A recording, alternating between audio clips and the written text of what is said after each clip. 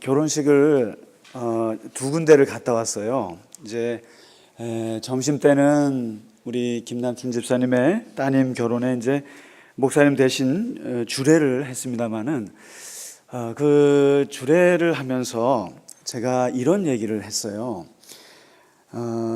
남자와 여자의 차이점을 쭉 제가 열거를 하면서 그 중에 한 가지가 있는데, 남자가 살면서 행복을 느끼는 가장 중요한 이유는 여자가, 아내가 나는 당신이 정말 필요해, 당신은 정말 필요한 사람이야 라고 느낄 때 가장 남자들은 행복감을 느낀다. 왜냐하면 남자는 노예이기 때문에, 도구적인 존재이기 때문에 너가 필요해 그러면 남자는 행복감을 느껴요. 근데 여자는 남자가 나를 사랑한다는 느낌을 받을 때 행복감을 느낀다는 거죠. 그러니까 뭐 다른 것보다도 남자가 사랑만 하면 그냥 여자는 목숨을 걸고 살 수가 있어요. 제가 여자가 아니라서 모르는데 맞습니까? 예. 그래서 남자가 여자에게 제일 듣고 싶은 말은 고마워요예요. 고마워. 수고했어. 그러면은 그냥 아무리 피곤해도 다음날 또 나가서 열심히 일해서 돈을 법니다. 수고했어. 고마워. 그러면 그냥 남자는 그거보다 좋은 말이 없어요. 그래서 죽을 때 아내가 당신 정말 그동안 수고했어. 정말 고마워. 이러면 눈을 감을 수 있어요. 그런데 이 여자들이 제일 좋아하는 말은 남편이 사랑해. 사랑한다는 말. 난 정말 당신 사랑해. 그러면 이걸 좋아하는 거죠. 그러면 이제 눈을 감을 수가 있는 거예요. 그런데 아이러니는 남자는 끊임없이 여자한테 수고했다는 말만 해요. 고맙다는 말만 해요. 근데 여자는 끊임없이 남자한테 사랑한다는 말로 해요. 근데 서로 별로 듣고 싶어 하는 말이 아니에요. 그냥 자기가 좋아하는 말만 하는 거죠. 그러니까 이제 평생 평행선 가다가 이제 그런 건데, 그 말을 어저께 하면서 제가 돌아오면서 추수감사절을 생각하면서 느꼈어요. 하나님께서 가장 듣기 좋아하는 말씀이 뭘까? 하나님은 남자도 아니고 여자도 아니신데 하나님이 제일 우리에게 듣고 싶은 말이 뭘까 했을 때 이 두 단어라는 생각이 들었어요. 바로 사랑한다는 말도 너무너무 좋아하실 것 같고, 그리고 고맙다는 말씀도 너무너무 좋아하실 것 같아요. 하나님이요. 그래서 하나님이 제일 좋아하는 말씀은 믿습니다. 이거 별로 안 좋아하실 것 같아요. 오죽 못 믿으면 네가 믿습니다는 원래 이게 거래 관계에서 나는 말이에요. 오죽 안 믿어지면 믿습니까 하고 계약서까지 씁니까? 근데 하나님께 믿습니다 그거는 기본이어야 되는 거지 하나님을 기쁘시게 하는 건 아닌 것 같아요. 크게. 물론 하나님 말씀에 믿음이 없이는 기쁘시게 못한다는 말이 있어요. 그게 뭡니까? 믿음은 최소한의 하나님을 기뻐하는 최소 단위지 그게 믿습니다가 하나님이 가장 기뻐하는 건 아닌 거죠. 정말 기뻐하시는 것은 아무래도 사랑인 것 같아요. 하나님 사랑합니다. 제가 그래도 무엇보다도 하나님을 사랑합니다. 이걸 제일 좋아하실 것 같고, 그리고 정말 좋아하시는 말씀이 고맙습니다. 하나님이 우리에게 해주신 것들 생각하면 생각할수록 고맙습니다. 이 말을 참 좋아할 것 같아요. 그런데 특별히 이 감사라고 하는 말을 들으면 사람이요 이상한 마음이 듭니다. 뭐냐면 참 그 사람이 예뻐 보입니다. 그래서 고맙습니다, 감사합니다 이런 말을 하면 더 주고 싶은 거예요. 그래서 우리가 이제 구제들을 많이 하시잖아요.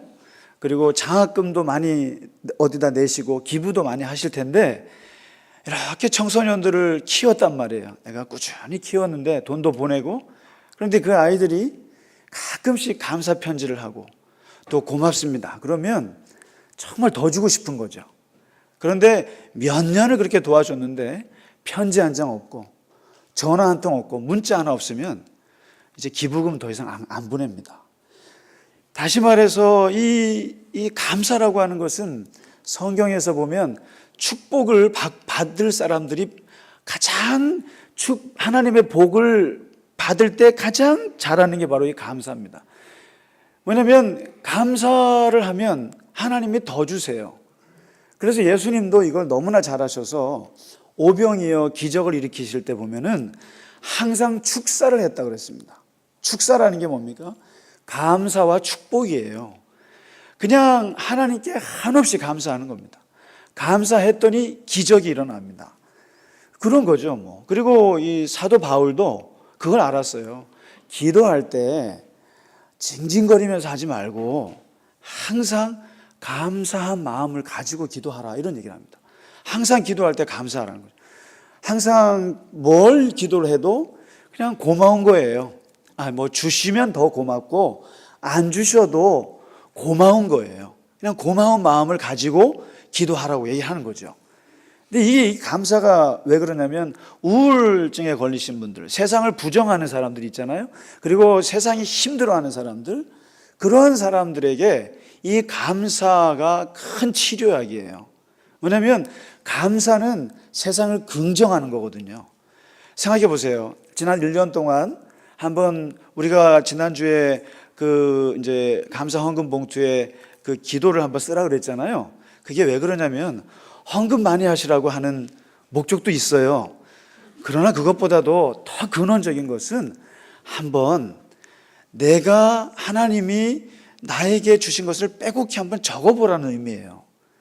그래서 한번 적어보기 시작하면 세상을 긍정할 수가 있어요. 그래도 내가 직장도 떨어지고 대학도 떨어지고 결혼도 못하고 사업도 안 되고 다 안 되는 것들만 있지만 그럼 내가 숨을 쉬고 있구나, 이거 쓰라 이거죠. 내 아내가 옆에 있구나, 이거 감사하지 뭐. 내 자식이 아프지 않고 그래도 저녁마다 들어오는구나. 그리고 내가 그래도 다리가 크게 아프지 않아서 주일날 교회에 갈 수 있구나. 내가 그래도 헌금을 많이 못해도 조금이라도 내가 할 수 있구나. 이런 최소한의 긍정적인 것들을 써보라는 거죠. 써봤을 때 그 속에서 우리가 내 삶을 긍정할 수가 있게 되는 거죠. 오늘 근데 이 세상에 보면요, 참 감사할 줄 모르는 사람이 정말 많아요. 그래서 저는 이 세상을 보면서 약간은 정신병이 걸린 사회 같기도 하다는 느낌이 많이 들어요. 왜냐하면 사람들이 감사할 줄 몰라요, 잘. 그러니까 고맙다는 말을 그렇게 힘들어해요. 그리고 어디 지나칠 때도 잠깐 치면 미안하다는 말을 할 수 있는데 미안하다는 말을 안 해요. 딴 데 쳐다봅니다. 딴 데 쳐다봐요. 근데 이것은 2000년 전에 예수님도 똑같이 경험하셨어요. 아니, 세상에 나병 환자라고 하는 것, 이 한센병이라고 하는 것은 이것은 죽음의 병이에요. 이거는 돌이킬 수 없는 저주 같은 병이에요. 사회로부터 끊어지는 병이에요. 그리고 이것은 골골골 앓다가 죽는 병이에요. 그런데 그 죽음 같은 병을 10사람이나 고쳐주셨어요. 10사람이나 고쳐줬으면 인생이 바뀐 거예요. 인생에 엄청난 혁명이 온 거예요.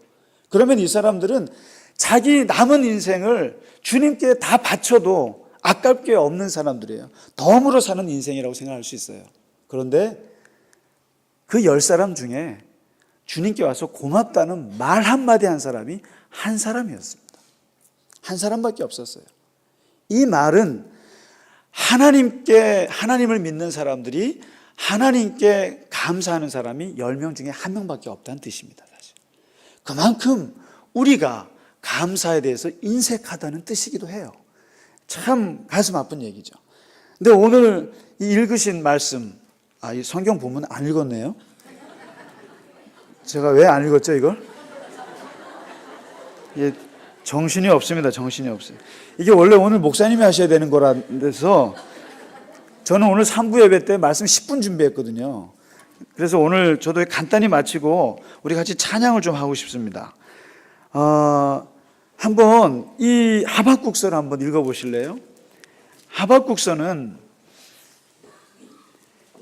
감사의 끝을 보여주는 구절입니다. 이게 인간이 도저히 감사할 수 없는 그 끝을 보여주는 구절인데요.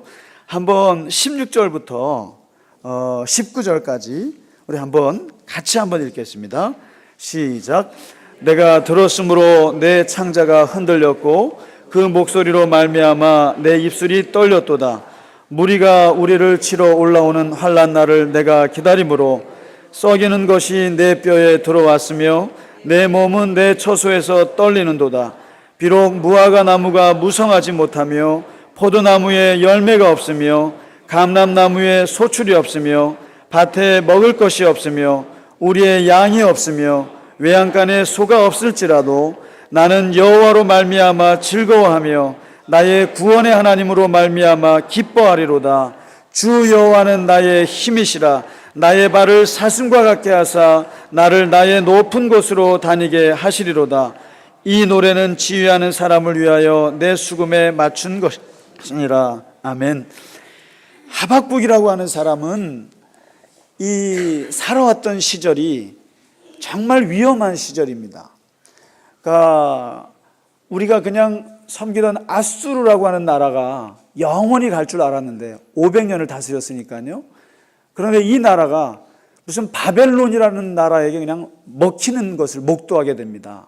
쉽게 말하면 미국이 무너지는 거예요. 어떻게 보면 미국을 의지해 왔는데 갑자기 미국이 신흥 강국이 와서 부숴버리는 거예요. 그러면서 그 밑에 또 있던 애굽이라는 제국이 또 먹히는 걸 보는 거예요.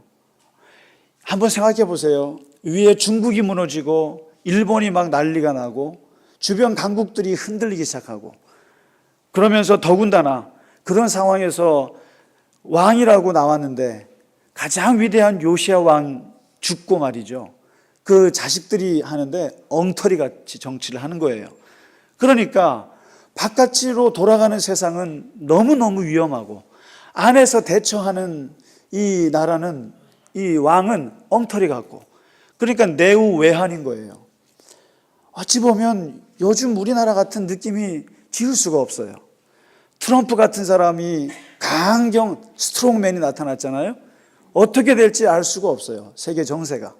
그러면서 또 이 나라는 또 이 지도자의 문제로 또 골머리를 앓고 있어요. 어떻게 해야 될지를 모르고 이게 아주 그냥 혼란스럽습니다. 일본은 발빠르게 나가고 있고 유럽들은 자기들 길을 가고 있고 중국은 중국대로 우리를 보면서 은근히 웃고 있을 것이고 그러면서 자기들 가고 있는데 우리는 이 일로 인해서 어떻게 해야 될지를 모르는 내우외환 같은 거잖아요. 이런 상황에서 하박국이 처해 있는 거예요. 그러면서 사회를 보니까 너무 떨리는 거예요. 폭력이 일어나도 그것을 지켜주는 사람이 없고 의인이 억울함을 당해도 그 사람이 제대로 그거를 받지는 못하고 그리고 사람들이 거짓된 사람들이 일어나도 그 사람들이 더 잘 되고 그러면서 하나님을 믿는 이 하박국은 너무너무 괴로운 거예요. 하나님은 정말 정의로우신 분이신데 하나님은 정말 불의를 미워하시는 분이신데 어쩌면 이 세상이 돌아가는 것을 그냥 잠잠히 보고 계십니까?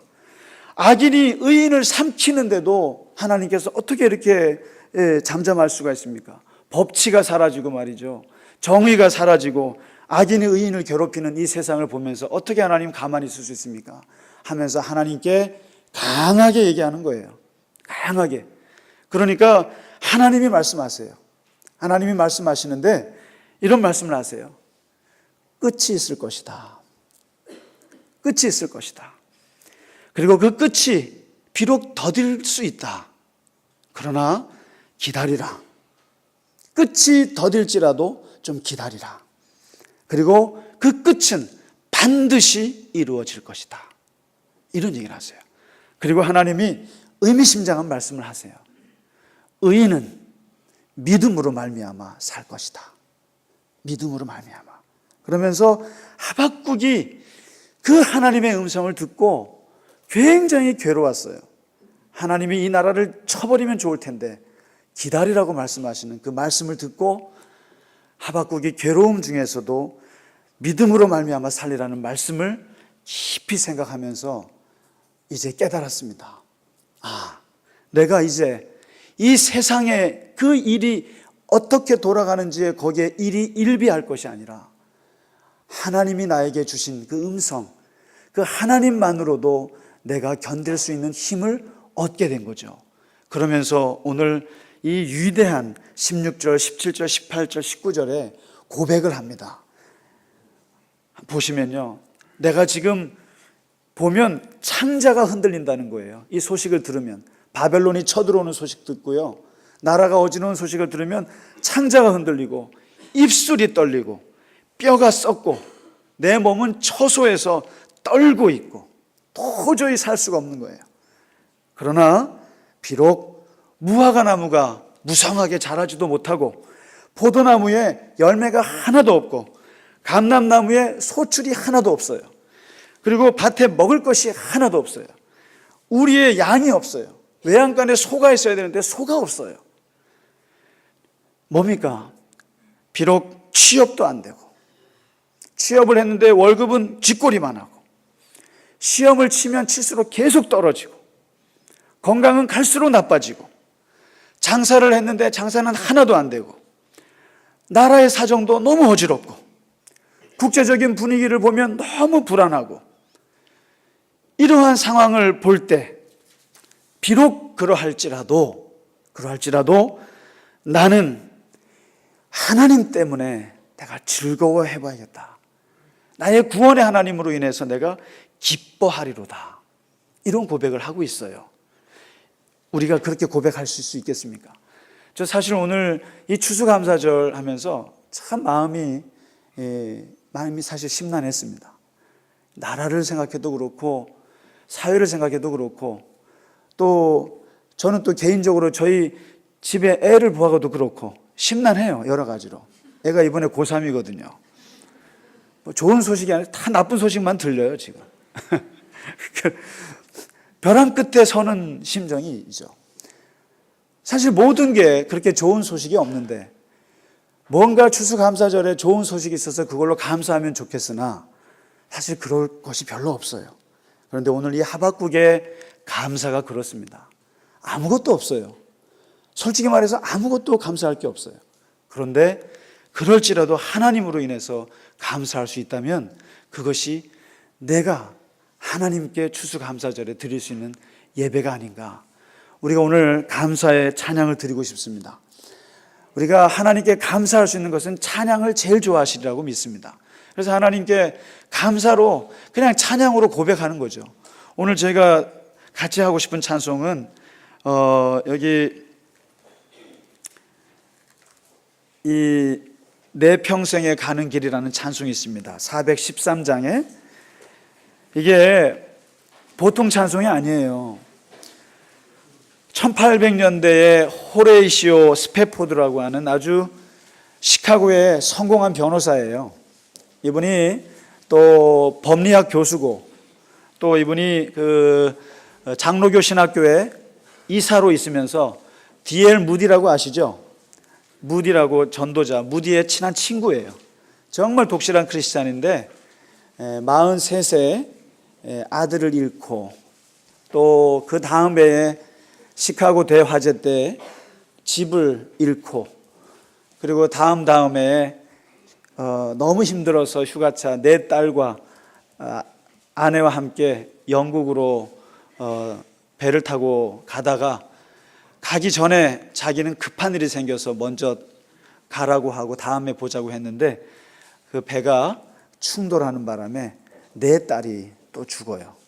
그래서 전보가 왔는데 아내로부터 나 혼자만 살았다, Save Alone, 이 전보를 받고 기가 막힌 시련을 겪습니다. 그러니까 아들을 잃고 재산을 잃고 그리고 자기 네 딸을 바다에 수장해야 하는 그 이 스패포드, 이제 뭐 죽을 일만 남았을 거라고 주변에서 너무너무 걱정하고 했을 때 정말 하나님 앞에 기도하고 울부짖으면서 하다가 하나님이 주시는 놀라운 성령의 영감으로 아주 신기한 평안을 찾으면서 그가 지은 곡이 바로 이 내 평생에 가는 길입니다. 진정한 감사가 무엇인지 이것을 보여주는 정말 귀한 찬송입니다. 우리 같이 그 마음을 같이 이해하면서 정말 추수감사절에 하나님께 이 찬송 같이 한번 드려보겠습니다. 우리 성가대와 함께 큰 소리로 같이 찬송하겠습니다.